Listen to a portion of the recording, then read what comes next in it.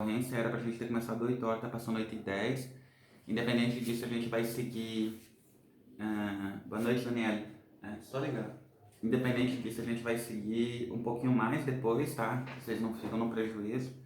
Cara, que nem eu tava explicando pra vocês, a gente teve alguns problemas, o pessoal tá me seguindo aqui. Oi! A luz, siga a luz, fica melhor. Tá muito escuro. O que eu tava falando? O pessoal tava me seguindo, tava falando antes. Hoje a gente teve um monte de problema. Eu esqueci o carregador de celular na empresa. Onde eu tava, ninguém tem um carregador que dava compatível. Então eu não consegui subir o vídeo durante o dia. A gente está gravando agora o que vai para online depois dessa aula. A gente está gravando agora em outro celular. A gente está torcendo que a bateria desse aqui dê, porque ele estava guardado numa gaveta. E a gente está torcendo para que dê para a gente subir todas as aulas, tá? Boa noite, Lúcia. Como é que você tá? Tudo bem? Que bom ter você aqui conosco. Eu mandei para vocês todo o material. Quem não tiver, manda mensagem para Lídia, viu, Lídia? Faz esse favor para nós, que daí tu manda para eles, por favor. Inclusive, só vou organizar aqui. Eu acho que todos receberam. E a gente já pode começar, tá bom? Guilherme, tem alguém que é novo aqui, que é a primeira vez que está com a gente? Todo mundo já estava aqui ontem ou anteontem? Tá todo mundo aqui? Tem algum novato aqui? Eu sei que mandei link para muita gente hoje.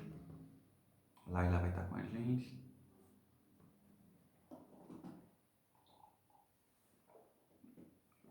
Seja bem-vinda, Lúcia. Você quer se apresentar? Quer falar de onde que é?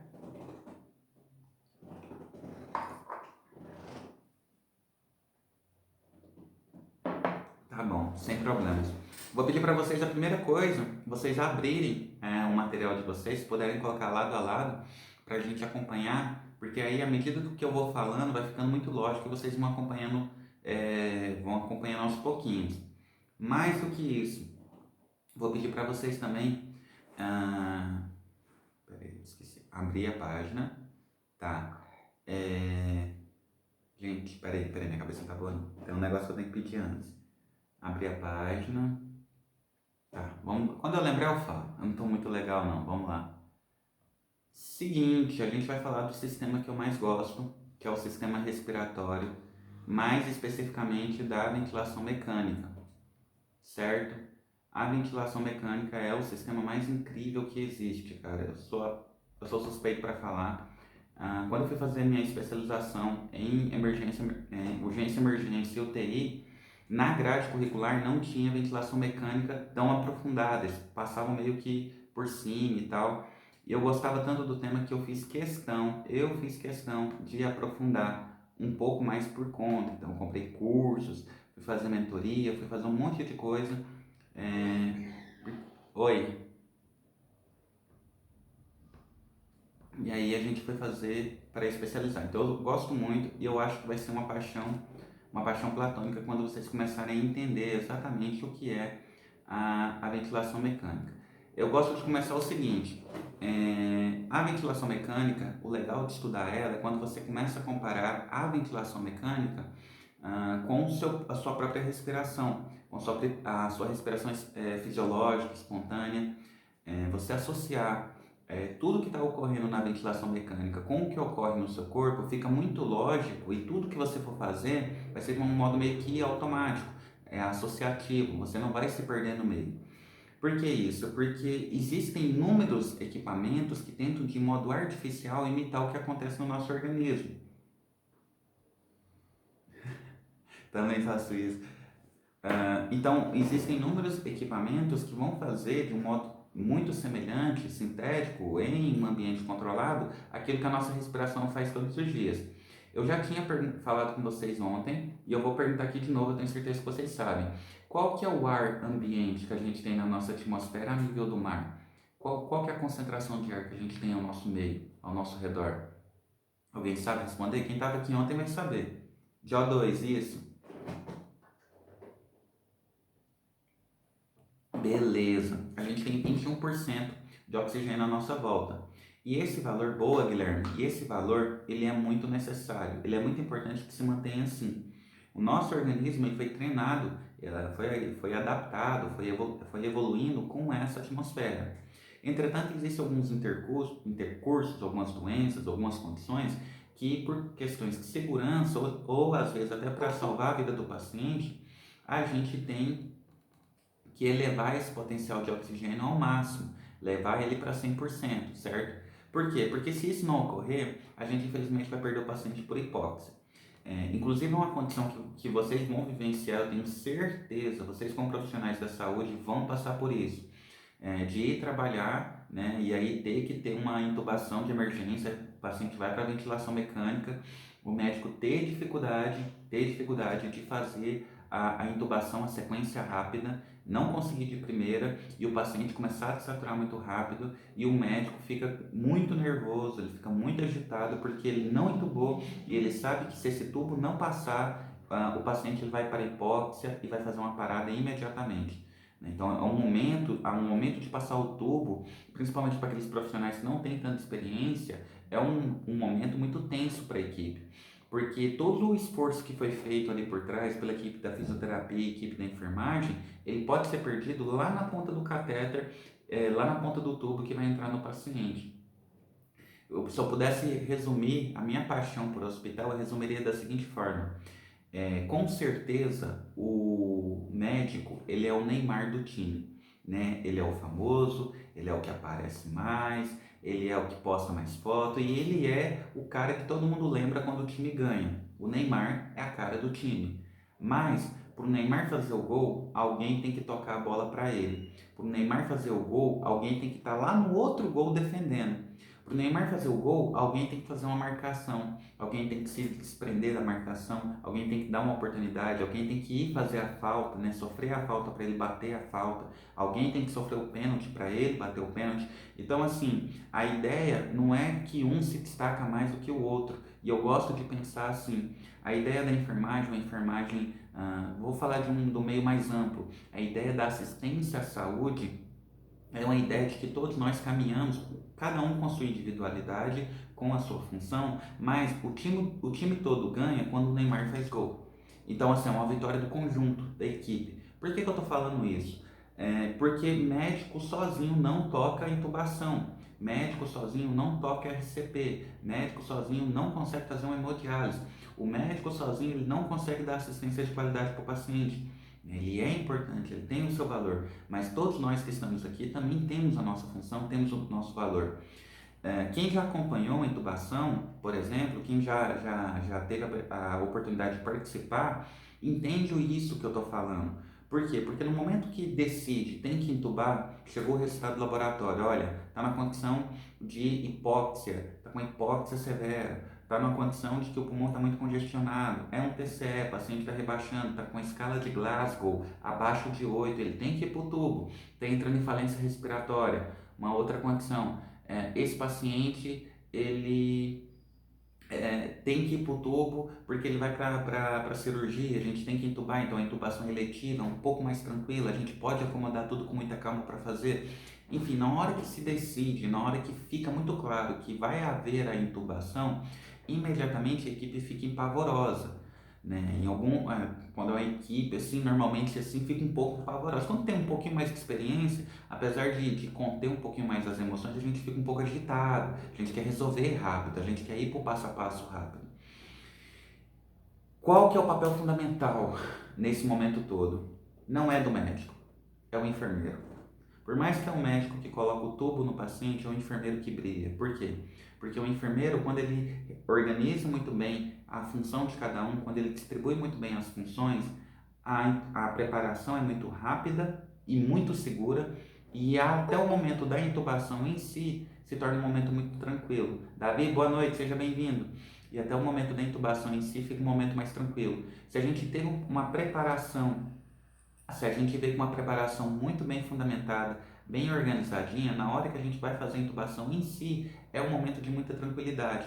Aí, é um momento que o médico faz com muita tranquilidade. Agora, se já vem, deixou a seringa cair, deixou a droga cair, o técnico de enfermagem está perdido, batendo cabeça, né? A gente fala que tá ciscando, não vai para um lugar nem para o outro, não desenvolve, não faz nada, né? Tá perdido, não tem liderança, não tem um enfermeiro para pautar. O técnico de informática tinha uma única função que ele acha que não é importante, mas é de ficar ali, de ir buscar bomba de fusão. Ele acha que isso não é importante. Caramba, sem a bomba de fusão a gente não mantém o paciente sedado. Então, cada coisinha que é feita ali tem o seu papel. E cabe ao enfermeiro organizar isso tudo. É como se fosse uma grande ópera que ele vai definir cada momento onde cada um vai entrar, né? É bem isso mesmo. Galera, vamos falar de respiração, vamos falar de ventilação mecânica. Volto a dizer que eu sou apaixonado pelo tema. Para falar de ventilação mecânica, eu preciso falar da nossa respiração, né? A nossa respiração, como que ela ocorre. Todos vocês estão cansados de saber, eu tenho certeza que vocês estão cansados de saber, mas vale a pena relembrar, né? A maioria de vocês vão relembrar muita coisa agora. Bom, a nossa respiração, ela começa aqui no ápice do nariz, né? Existe uma parte aqui do nariz onde o oxigênio vai entrar, né? Que é uma chamada de vestíbulo nasal.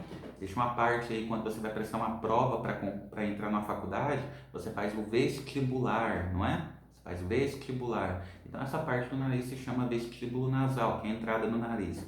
Na entrada do nariz, existe uma proteção de cílios. Se vocês já devem ter visto, existe uma proteção de cílios. Por quê? Porque esse oxigênio que está à nossa volta não é um oxigênio puro para a gente respirar. É um oxigênio que está suspenso micropartículas de poeira, por exemplo, de poluição, os gases que saem do carro, por exemplo, ou do ônibus, aqueles gases de dióxido de carbono, que são um gás que fica suspenso, partícula. Se isso entrar dentro da gente, vai fazer muito mal. Então, o nosso organismo, ele tenta, como uma espécie de proteção, criar esses cílios, né? Que tem, entre outras funções, a função também de umidificar esse oxigênio que está entrando. Por quê? Por quê? Bom, isso é essencial para você manter essas vias aéreas sempre sensíveis ao oxigênio. Quando você vai falar de ventilação mecânica, eu preciso ter isso também lá na ventilação mecânica, né? Então eu tenho cílios para proteção do ar que está entrando e eu tenho o próprio cílio junto com o muco tentando umedecer esse oxigênio, esse ar que vai passar. Se você começar a correr muito rápido, você vai começar a respirar pela boca porque o nariz não está sendo suficiente. Quando você começa a respirar pela boca, você sente no fundo do palato mole, como se a garganta estivesse cada vez mais seca. Por quê? Porque ele não está sendo ele não está sendo umidificado, esse ar que está passando. E mais do que isso, com o passar do tempo, você vai sentir que vai formar um acúmulo de secreção no fundo do palato mole. Uma secreção que normalmente, se você estivesse respirando só pelo nariz, não formaria tão rápido. Por quê? Porque existe toda uma sujeira que está à volta que a gente inala direto para a boca, que vai direto para a traqueia. É até indicado que você não corra com a boca aberta, porque isso pode te fazer mal, pode dar uma gripe, enfim. Então, olha, a gente tem filtração e umidificação, certo? Na minha via fisiológica. Show? Bacana? Certo. Wender, dá para fazer isso numa ventilação mecânica? Dá. E a gente precisa fazer. E é aqui que começa. Do básico a gente constrói o conhecimento bem avançado. Se você não tem isso para ofertar para o seu paciente ele vai apresentar alguma sequela respiratória, alguma lesão em algum momento, né? Você vai umidificar esse ar que vai entrar, né?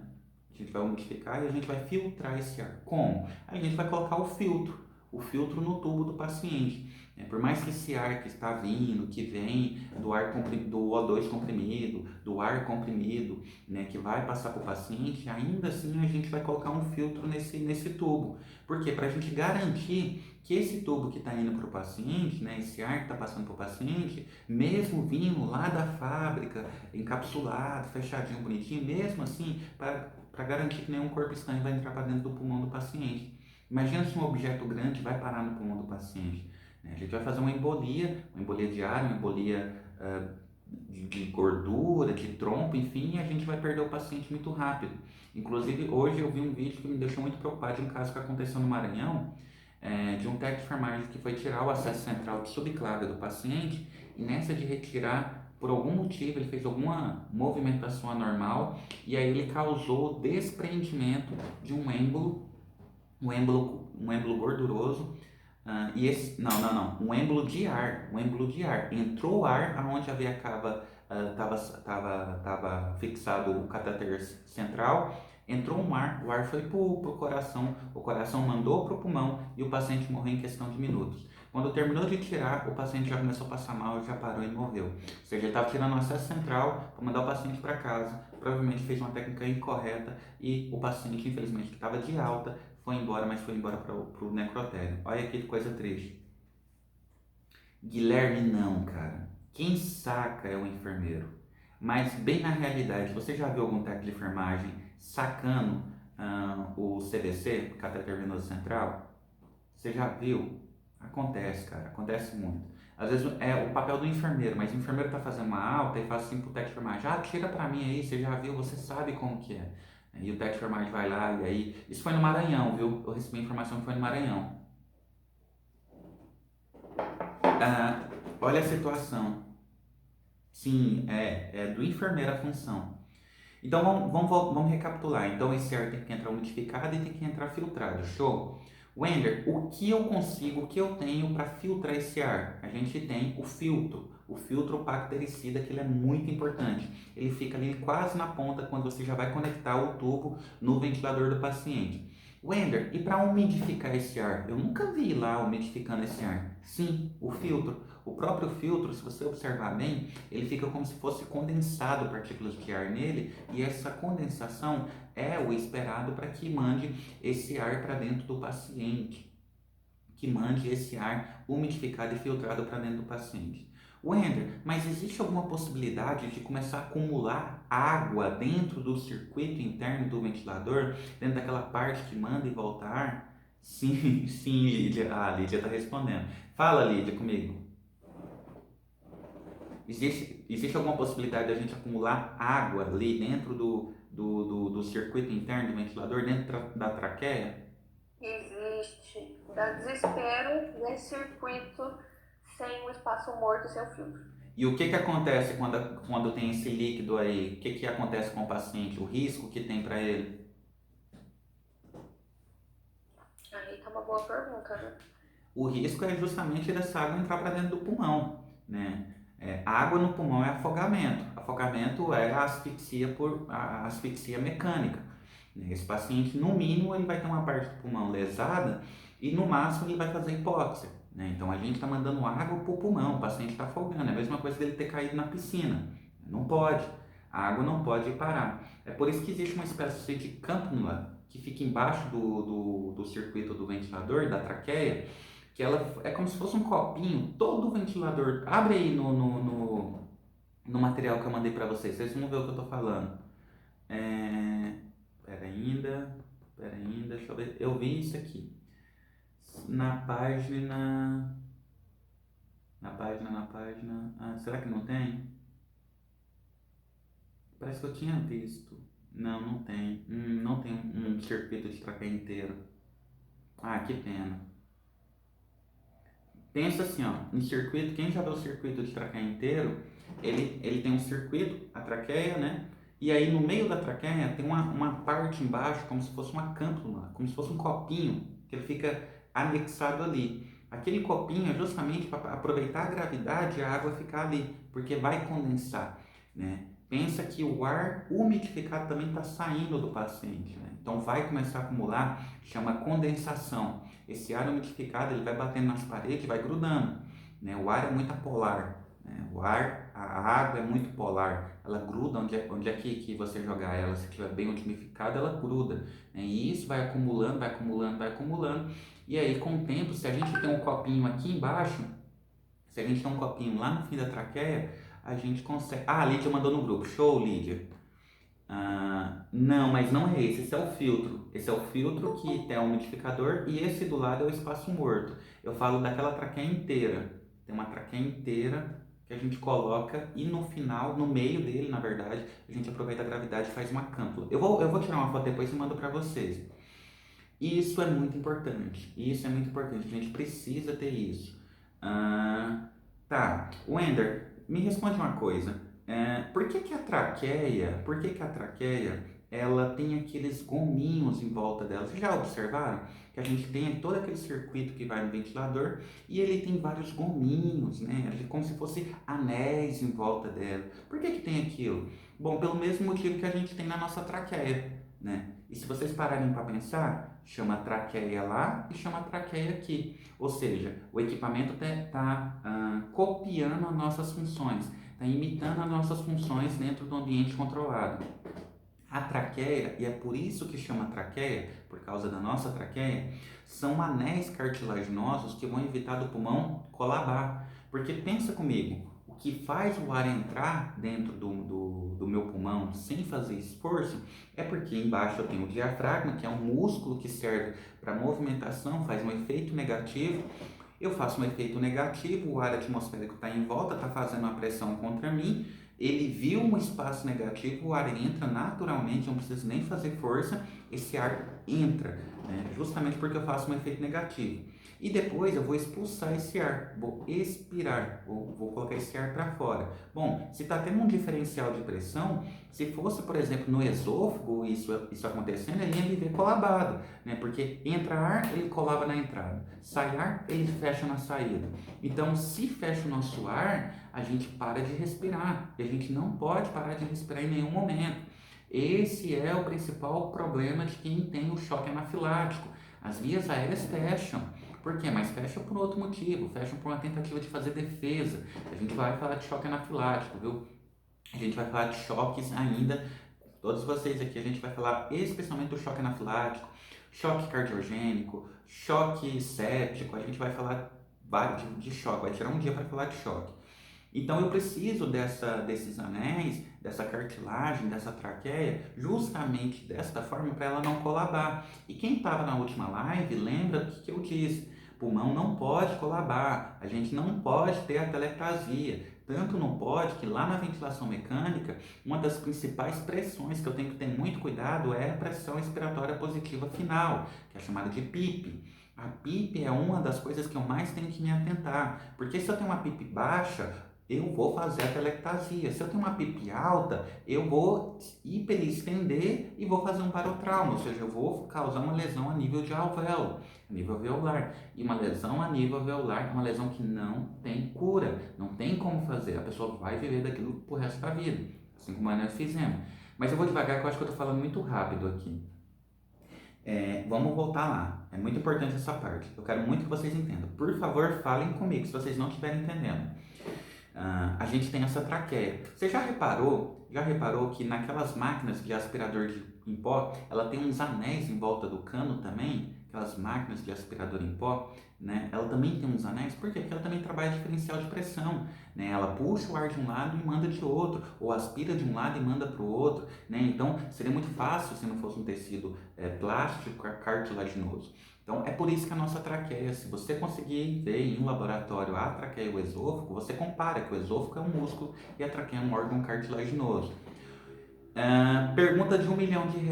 O que fica na frente? A traqueia ou o esôfago? Aonde que fica a traqueia?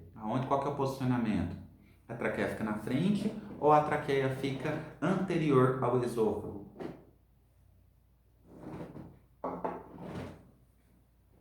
Nossa, ninguém vai falar comigo. Que vergonha. Ontem tava legal, todo mundo tava falando comigo. Hoje ninguém tá me dando moral. Nossa, não vai ter ninguém. Eu não entendi a pergunta, desculpa. Oi, Guilherme, tudo bem? Na frente, Lúcia. Guilherme, a pergunta é o seguinte: no pescoço, a nossa traqueia, ela tá na frente ou está posterior ao esôfago? Onde é que fica a nossa traqueia? Posterior. Não, na frente. Na frente. A gente não faz a traqueostomia aqui? Anterior, perdão. Perfeito. A gente faz a traqueostomia. A gente faz a traqueostomia. André? Oi? Ai, desculpa. Acho que seu microfone ficou ligado. Desculpa. E aí ela fica anterior. Posterior seria atrás, ela fica anterior. Sempre pegando aquele plano, né, seccional, meridional, eu não lembro mais o nome daquilo. Então ela fica anterior. A nossa traqueia aqui, né, nessa posição, ela é o ideal que a gente tem, porque nesse momento a gente vai ter uma divisão de ar. quando você engole muito ar, né? Por algum motivo, você está comendo e no meio da alimentação você começa a engolir ar, entre aspas, que não tem como você engolir ar. Esse ar, ele vai até lá no estômago e depois ele volta, né? Então, quando você come, né, você para no momento de comer e você respira, né? Você coloca esse ar para fora. Por que isso? Porque ali no estômago a gente tem uma válvula, né, que chama esfíncter, e esse esfíncter, ele abre para a passagem de ar e fecha na hora que passa o alimento.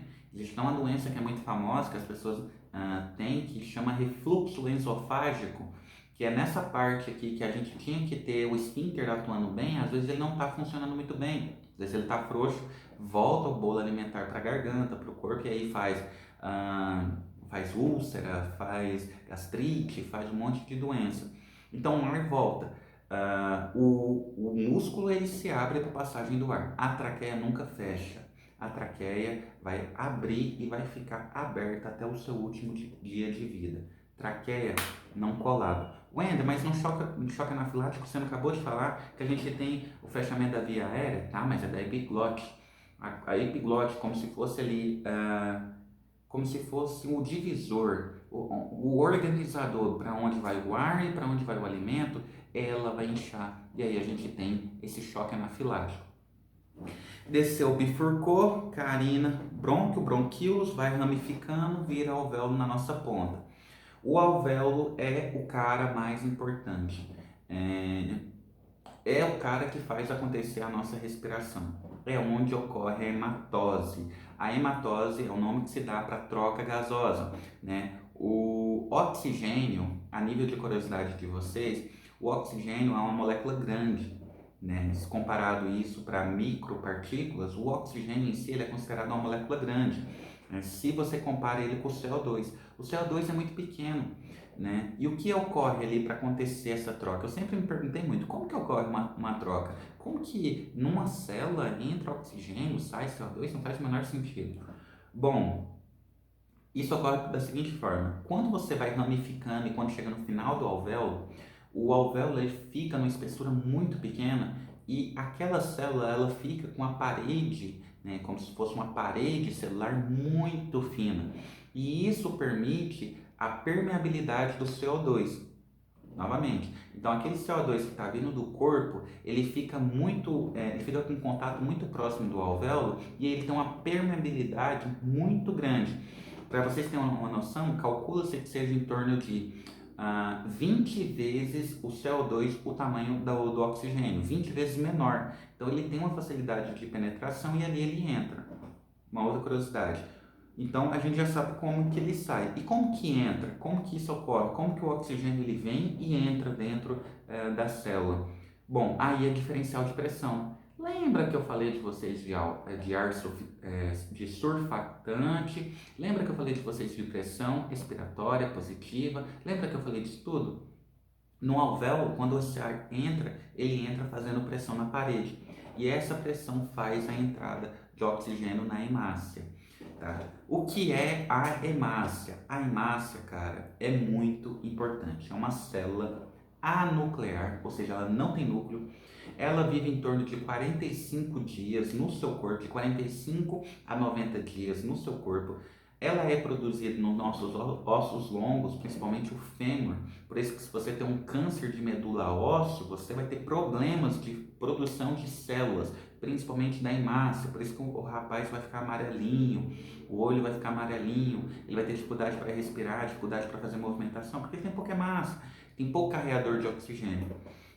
E aí ela permeia, e a hemácia ela é bicôncava, ou seja, ela é num formato como se fosse de uma colher, e aqui ela vem, recebe o oxigênio e carrega para a célula. Ela vem, recebe o oxigênio e carrega para a célula. Tem um exame, né, um exame de sangue, que vocês devem já ter ouvido falar, que um chama hemoglobina e o outro chama hematócrito, né? Um chama hemoglobina e o outro chama hematócrito. E outro chama eritrócito. O eritrócito, que é a célula vermelha, que é a hemácia em si, é a contagem do quanto que tem. A hemoglobina é a quantidade de oxigênio que conseguiu carregar na célula.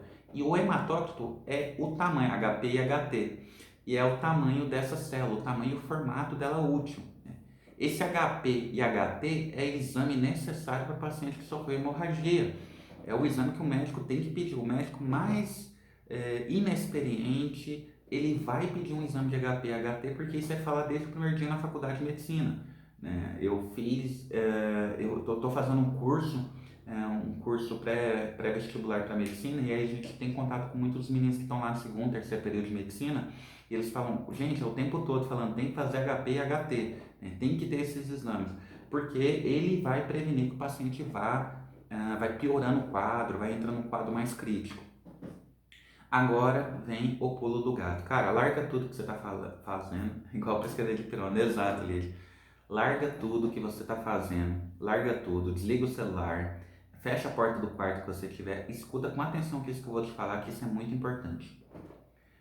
Eu quero ouvir a voz de vocês, eu quero que vocês me respondam. Lídia, Lúcia, Lica, Laila, Gabriel, Guilherme, eu quero ouvir a voz de vocês vão falar comigo, vocês vão me dar essa resposta. Presta bastante atenção no que eu vou te falar.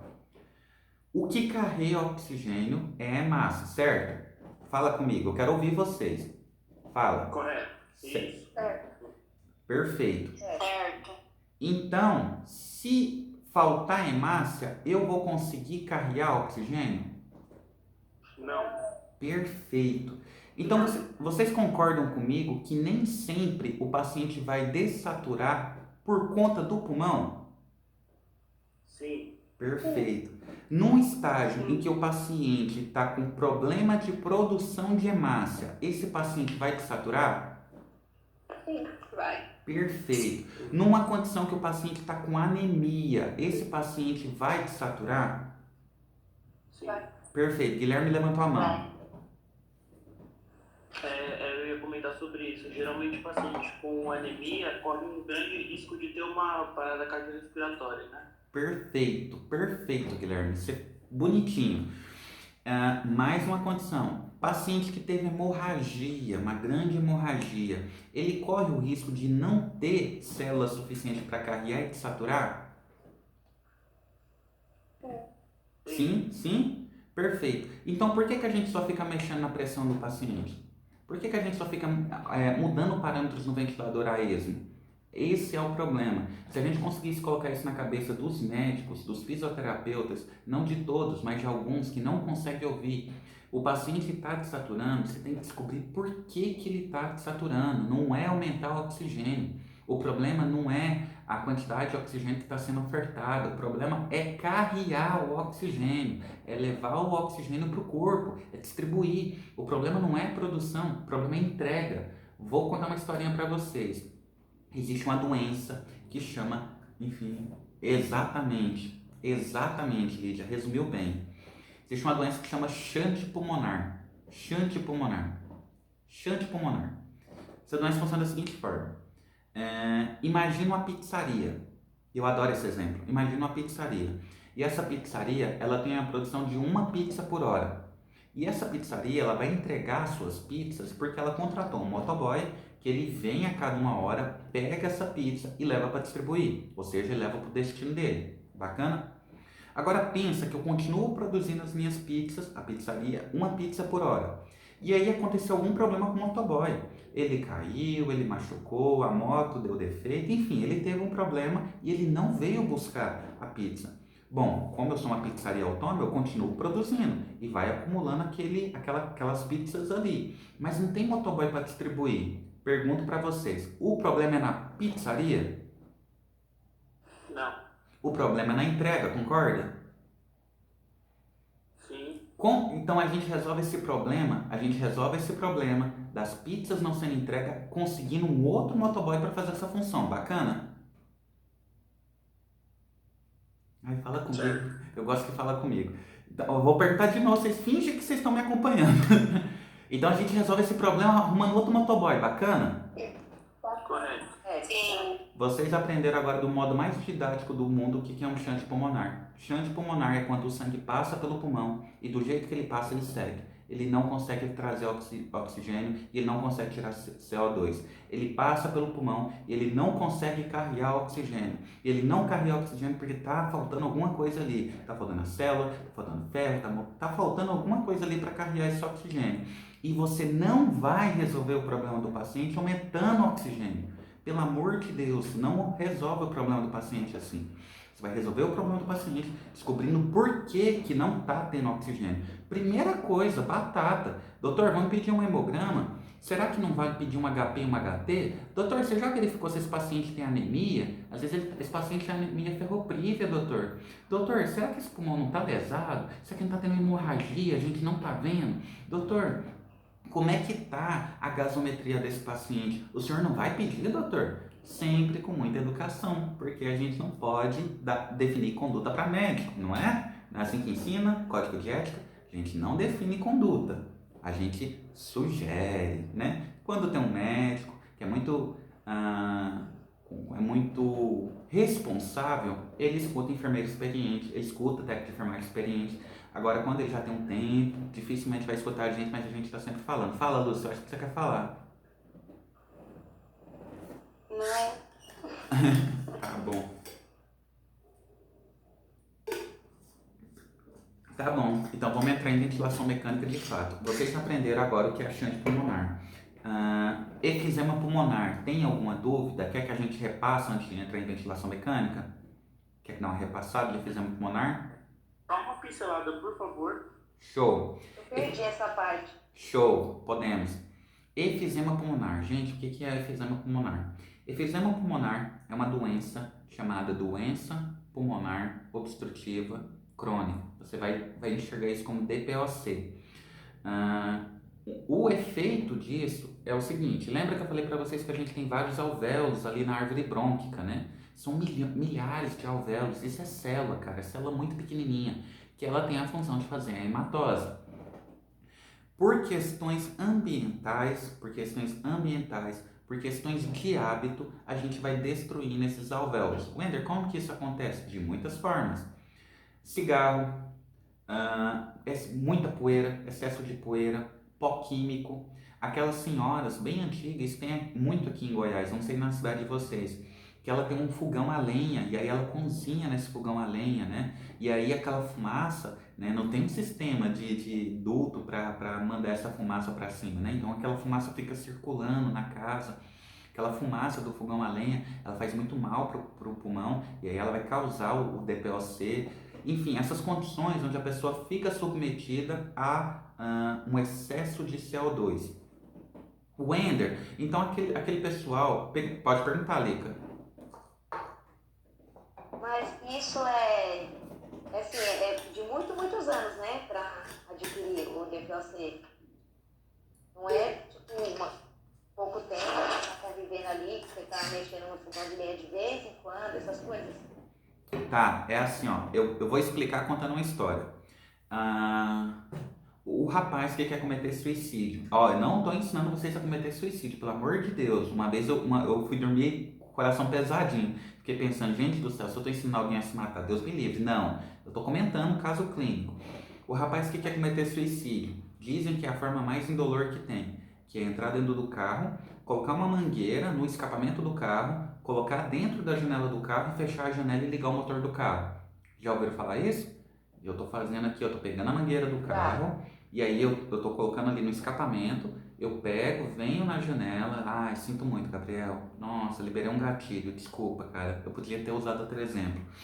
Tá, vamos lá. E aí a gente coloca na janela, fecha e aí a pessoa fica ali dentro e liga o motor do carro. Dizem que é o modo mais indolor que tem de morrer, porque o CO2 vai fazer você dormir, você vai ficar sonolento e você não vai ver o que vai acontecer depois. Teve um incêndio agora não, há alguns anos, numa cidade chamada Santa Maria, no Rio Grande do Sul, na Boate Kiss, não sei se vocês já ouviram falar, e lá, claro, foi um incêndio, teve algumas pessoas que foram por queimadura para o hospital, mas a maioria das pessoas que foram para o hospital, elas foram por intoxicação de CO2, né? Então ali tinha um material isolante térmico ali, que era um material muito facilmente de combustão, e esse material, quando queimava, liberava uma fuligem muito preta, e aqui a pessoa aspirava aquilo, estava tentando fugir, e aí ela também fazia uma intoxicação por CO2. Wender, o efizema demora para acontecer? Ou nesses casos que você citou que foi uma condição aguda, pode acontecer? Pode acontecer. Pode acontecer. Só que, muito provavelmente, ele vai ser insuficiente para te matar na hora. O que vai te matar ali na hora é a fuligem que está entrando em você.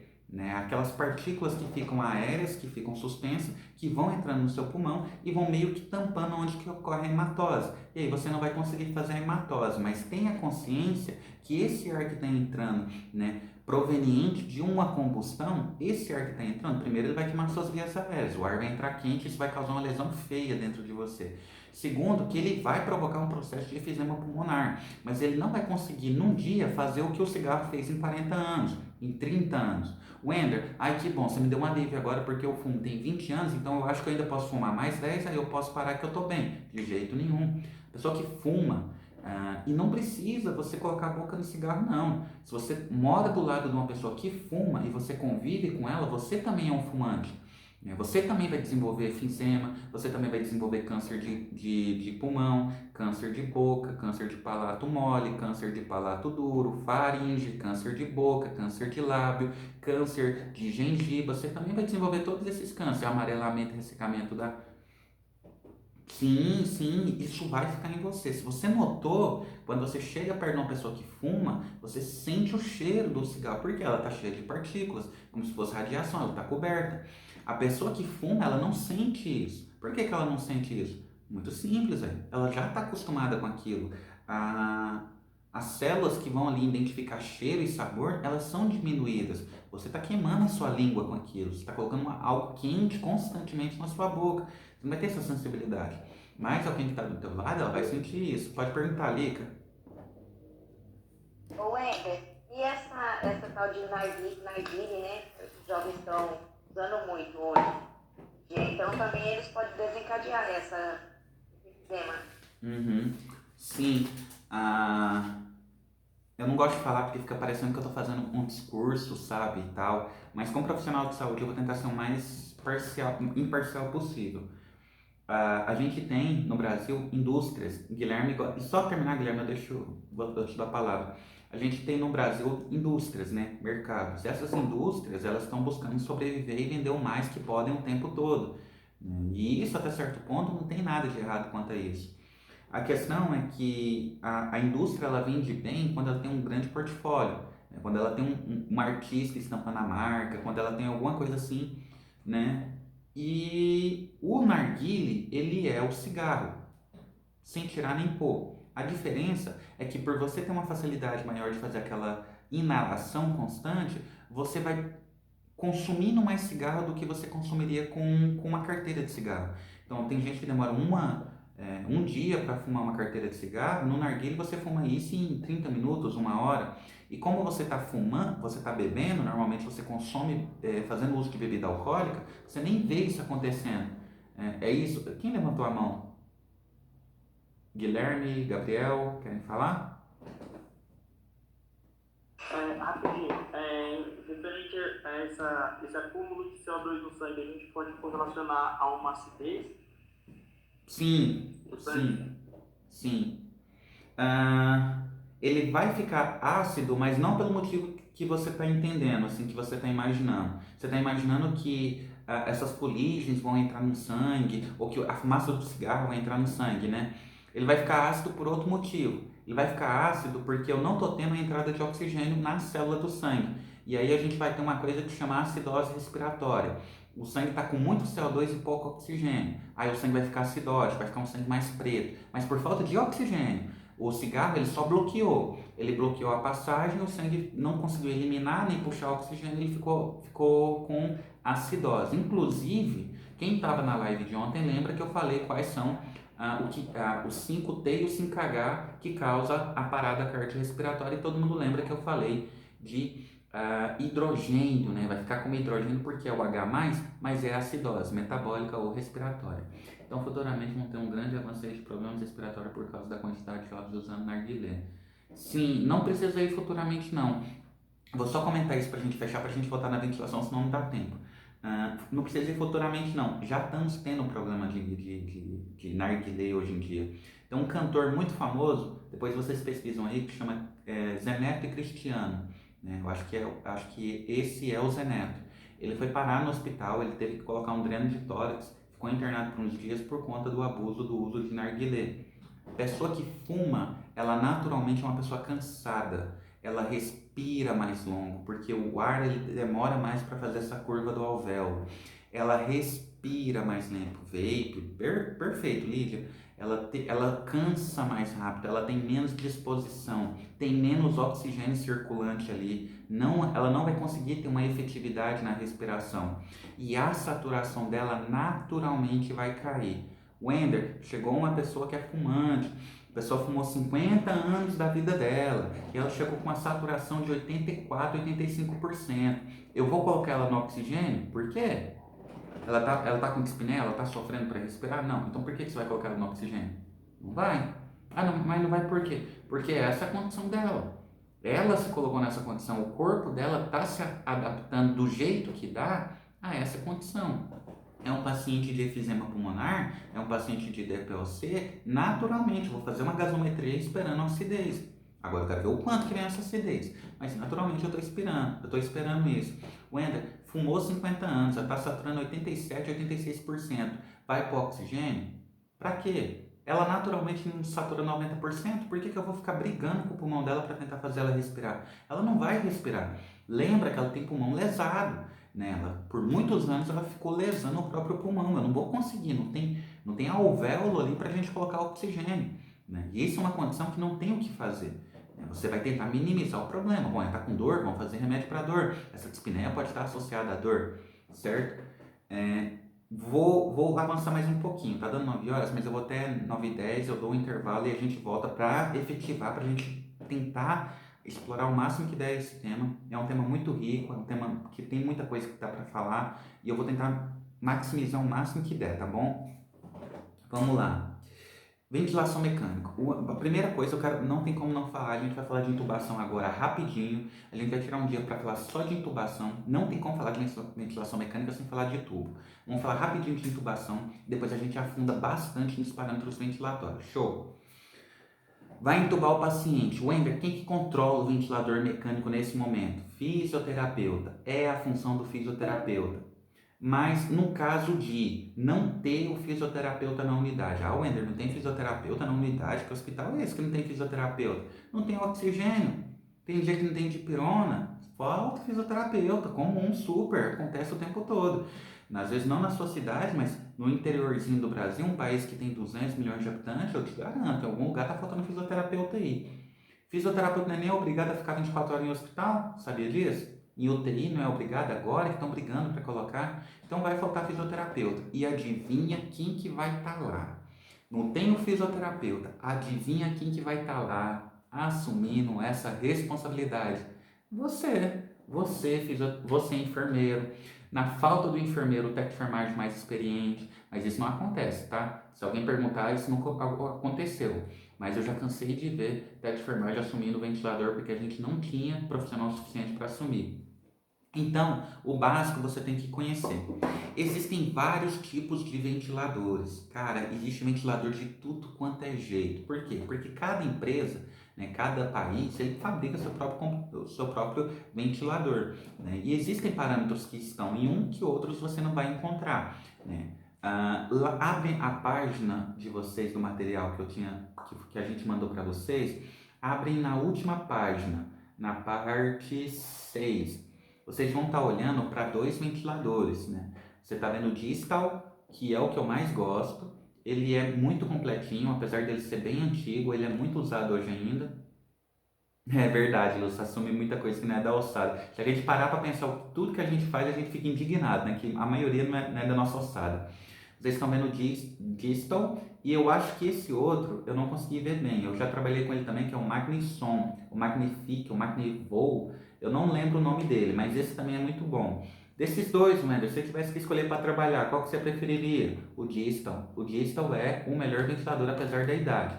É claro que hoje no mercado a gente tem muitos, mas eu tenho uma grande afinidade com o Distal.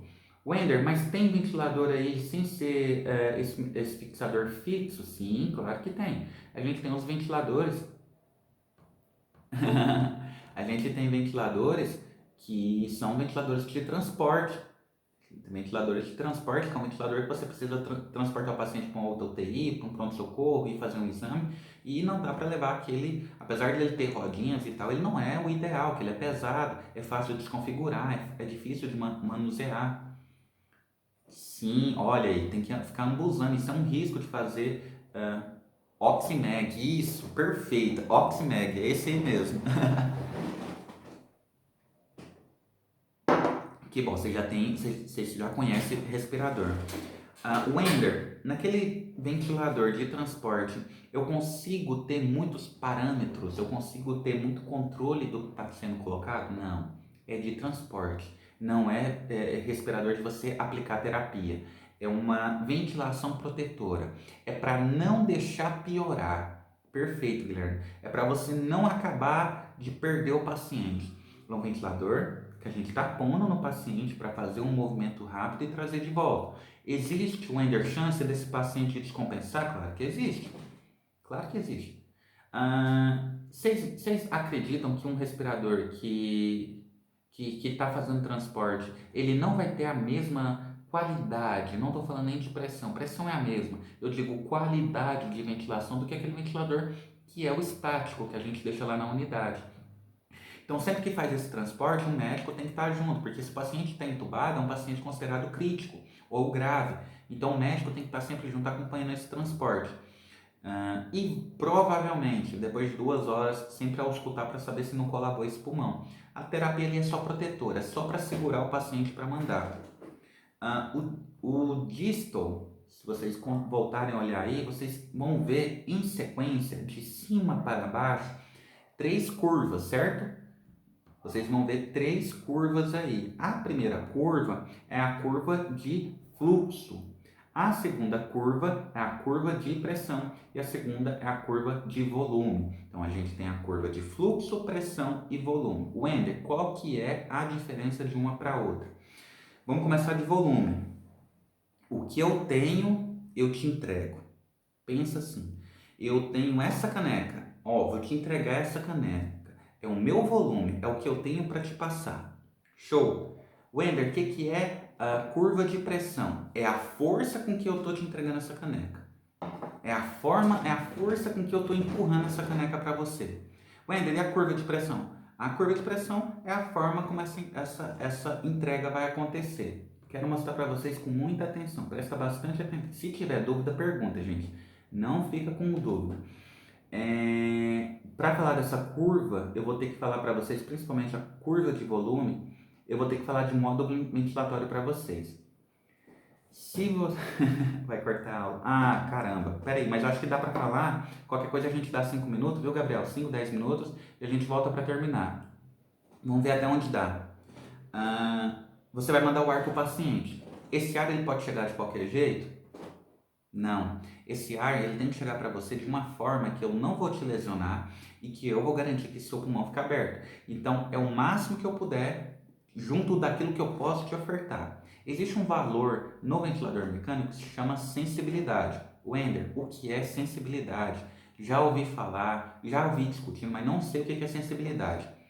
Pensa que a sensibilidade é uma espécie de...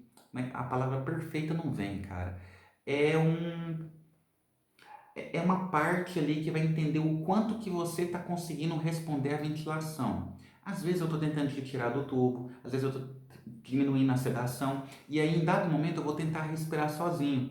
E na hora que isso ocorrer, se o meu ventilador estiver bem ajustado, na hora que você tentar respirar, você começa a respirar sozinho. E aí o ventilador ele para e só te dá uma manutenção. Você vai respirando até onde você conseguir e aí o ventilador vem e termina o fluxo para você conseguir respirar. Pergunta, Guilherme. É modo assisto controlado, certo? Perfeito. Agora a gente vai diferenciar isso. Uma coisa é modo assistido, outra coisa é modo controlado. Modo assistido. Eu estou acompanhando você. O quanto que você conseguir respirar eu vou deixar. Mas na hora que você não conseguir, eu vou terminar. Modo controlado. Modo controlado é o seguinte, você não vai agir nada, eu vou fazer por você o tempo todo. Aqui é comigo, pode deixar que eu vou fazer essa respiração acontecer. Eu posso ter um modo assistido controlado por pressão e eu posso ter um modo assistido controlado por volume. Qual é a diferença, Wender? Por pressão, eu garanto a pressão que vai entrar, mas eu não garanto o volume, que eu posso ter resistência, você pode soluçar, você pode tentar respirar. E o volume? Eu garanto o volume que vai ficar dentro de você, filho. O mínimo eu vou garantir, mas a pressão não. Pode ser para mais, pode ser para menos. Essa é a diferença. Wender, eu posso ter modo de ventilação por pressão, no assistido, no assistido ou no controlado? Sim, não tem diferença. No modo de pressão, eu posso ter o assistido e o controlado? Sim, sim, não muda nada, pode, tá? Você pode colocar um ou outro, você pode colocar ali essa mudança. Wender, existe algum outro modo ventilatório? Cara, tem um monte de módulo ventilatório. Um monte. Todos os dias invento um modo diferente. Decora esses 3, que a sua vida, dentro da unidade, você vai usar esses 3. A menos que você queira fazer fisioterapia, fazer um curso de especialização em ventilação mecânica, muito avançado, e novas terapias. Cara, aí é outra coisa. Mas na UTI, na urgência e emergência, você decorando esses 3, você já tá show. Peraí, os 3, você só falou 2? Qual que é o terceiro? O terceiro é o PSV. PSV. O que é o PSV? PSV é quando você está entubando o paciente. Então, nesse momento que a gente está entubando, a gente não vai falar muito dele. O PSV é quando eu estou quase tirando o paciente do tubo e voltando ele para a válvula T, para o tubo T, né? Que é aquele tubo que a gente coloca para ver se o paciente segura. Ó, segurou? Beleza, vamos tubar, vamos deixar. Né? E aí a gente faz o paciente voltar para o ar atmosférico. Então, quais são os 2 principais? Volume e pressão. Só que você fez o curso do Instituto Luiz Miguel, você vai ser um grande profissional daqui, você vai chegar amanhã lá no pronto-socorro, na UTI, arrebentando, e você não vai falar pressão, você não vai falar volume, porque você fez o curso aqui. Então, você vai chegar e você vai falar volume controlado, pressão de volume controlado. Você vai falar volume corrente controlado. É isso que você vai falar. E aí no final vai entender. Quer perguntar alguma coisa, Luz?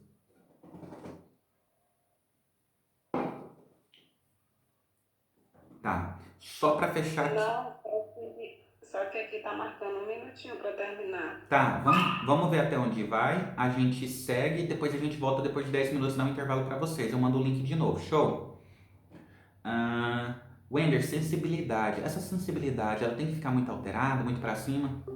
Foi.